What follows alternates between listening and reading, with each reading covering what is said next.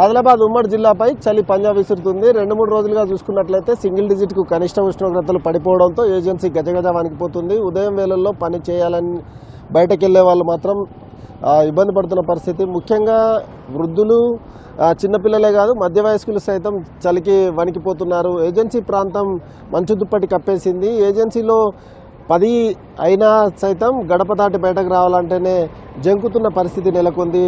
ముఖ్యంగా చూసుకుంటే కొమరంభీం జిల్లాలో 2 రోజులుగా 6 డిగ్రీల కనిష్ట ఉష్ణోగ్రతలు నమోదవుతున్నాయి.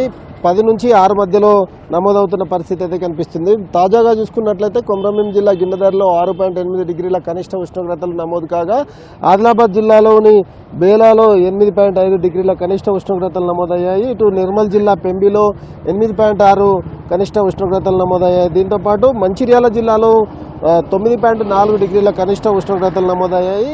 4 జిల్లాల్లో ఎక్కువగా సింగిల్ డిజిట్ ఉష్ణోగ్రతలు నమోదయ్యాయి. అన్ని ప్రాంతాల్లో సింగిల్ డిజిట్ ఉష్ణోగ్రతలే నమోదవుతున్నాయి. అదేవిధంగా వాకర్సు ఉదయం వేళల్లో గ్రామీణ ప్రాంతాల నుంచి వచ్చే పాలు తీసుకొచ్చే వాళ్ళు కావచ్చు, అదేవిధంగా పేపర్ వేసే వాళ్ళు తీవ్ర ఇబ్బందులు పడుతున్నారు.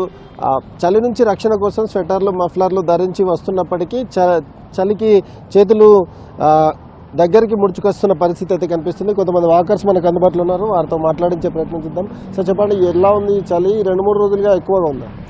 2-3 రోజుల నుంచి చలి తీవ్రత చాలా ఉన్నది. మేము వాకింగ్ చేయాలంటే కూడా చాలా ఇబ్బందిగా ఉన్నది.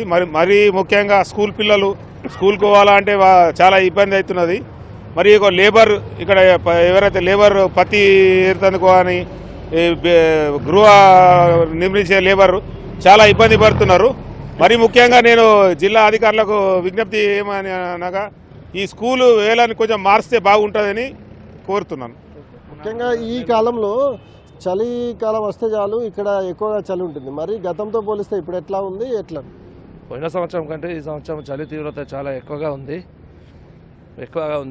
ఇక్కడ వ్యవసాయ కూలీలు ప్రొద్దున్న చేనులలోకి వెళ్ళాలంటే ఇబ్బంది ఉంది.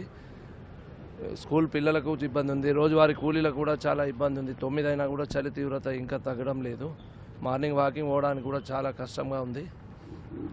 మామూలుగా ఎన్ని గంటలకు వాకింగ్ చేసేవాళ్ళండి? ఇప్పుడు ఎన్ని గంటలు?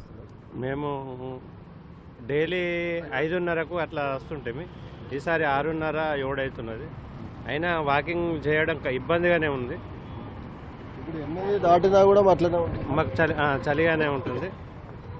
ఓకే, చలి తీవ్రతకు వాకర్సు అదేవిధంగా వివిధ అవసరాల నిమిత్తం బయటకు వచ్చేవాళ్ళు సైతం ఇబ్బంది పడుతున్న పరిస్థితి అయితే కనిపిస్తుంది. మరి ముఖ్యంగా హాస్టల్లో పిల్లల సిచ్యువేషన్ అయితే చెప్పాలనేగా ఉన్నాయి. ఎందుకంటే చన్నీళ్ళ స్నానం చేయడం వల్ల చలికి గజగజ వణికిపోతున్నారు. చిన్న పిల్లలు హాస్టల్లో ఇబ్బంది పడుతున్నారు.